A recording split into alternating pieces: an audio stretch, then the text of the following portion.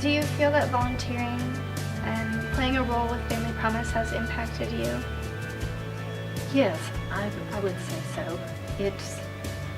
It's one thing to know about a homeless community, but it's another to actually see the faces, and particularly of the children. I was wondering if you could share a little bit about your life before you came to Family Promise. Yes. Oh man, y'all want me to cry. Before I came here, I had lost everything. I had a job, but because I didn't have proper daycare, my kid's dad felt it necessary to make up like big lies and call CPS. So when they found out where I was living, they said I needed to stay in a shelter. So during that time, their dad was telling me everything I needed to hear, so I signed over my temporary rights to him. And the day that I did, he said that I was lower than a dog, that how can a mother give their kids up? And the month that they were gone, I was drinking every day.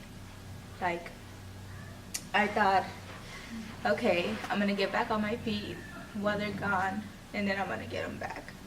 But it was so painful not to have them, like, so I just drank every day. And the 4th of July weekend, I decided to get them back, and one of my best friends allowed me to live with her for about 3 weeks. And she did some research on Family Promise, so I went to talk to them.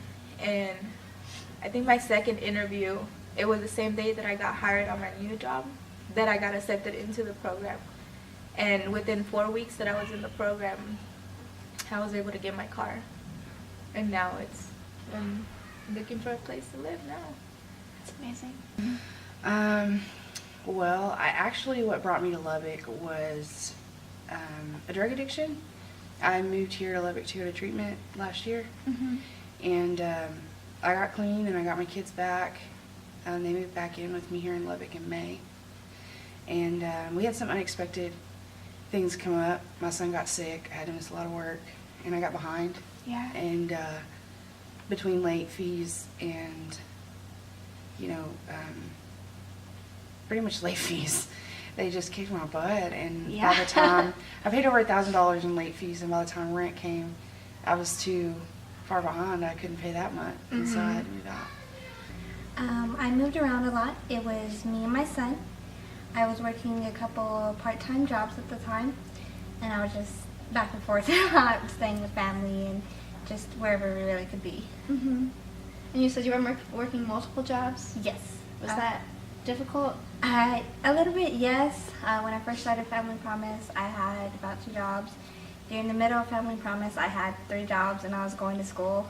Oh my goodness. And at the end of Family Promise, I have 1 job that took the place of all 3 of them. So That's and then wonderful. I still go to school. We were barely making it, living paycheck to paycheck. We lived in Odessa. My husband worked in the oil field. Not one of the super high-paying jobs, just higher than average. But we were still, the cost of living in Odessa was extremely high. Yes. So we had moved in with my mom to save, to move out of Odessa and get away from the oil field, get away from all of that. Okay. And so we lived with my mom for about a year, and then he was laid off, which is why we came to Lubbock. We ended up in Lubbock mainly because my baby got really sick, and my husband was laid off 2 weeks before the baby was born.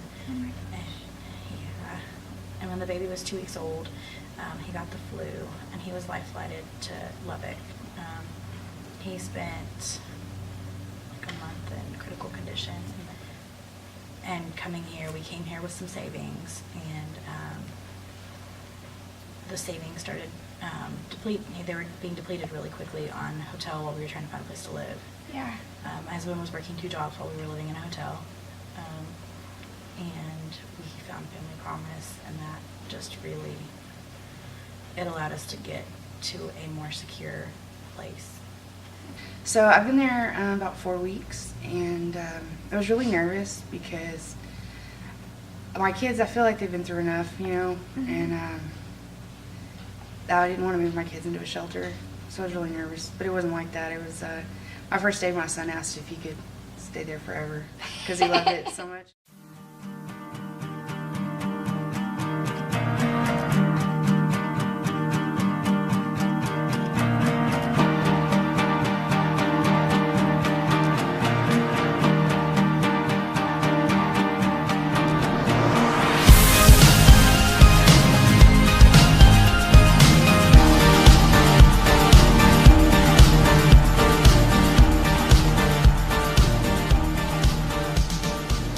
For us, success isn't just bringing somebody into the program.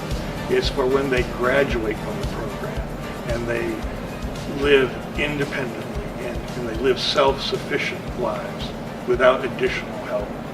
All of the people that are there, Chacha, Obedia, Keely, Doug, and all of the volunteers that come in and out, because they are the biggest part of moving forward. They're that it's okay, we're here for you, and that's one of the biggest parts of moving on, is to know that it's going to be okay. To know, yes, it's hard right now, yes, you're not in where you want to be, but you're going to get there. The girls, my oldest two girls are in a really good school. My son's in daycare, and before he didn't talk very much, and now he's just talking up a storm. He's developed a lot, better than he was in Coleman. I have a really good job, working almost full time with opportunity to move up. What's great is, so it's been a really, really big blessing. I mean, I'm doing things that I never imagined that I'd be able to do by myself. My family is so grateful. We have been through a lot, and Family Promise and the volunteers were amazing. There are and were some that we still keep in touch with that still call and check on our family. Keely and Obedia still call and check on us months after we've gotten out. They still, it's more than a job for them. I would just want to say thank you. You'll never know the impact you had on mine and my family's life and how much of a difference you made. And I love you.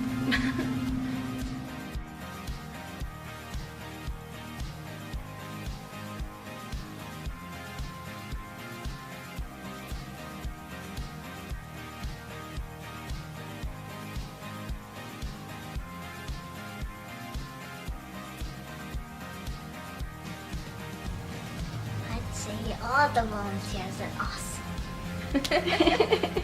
I would say thank you because they're our angels. Oh yeah, me too. Without them, none of us would be able to move forward.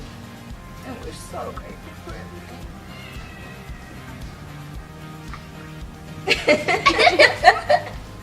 Why you gotta make me laugh? I think she needs a hug, huh?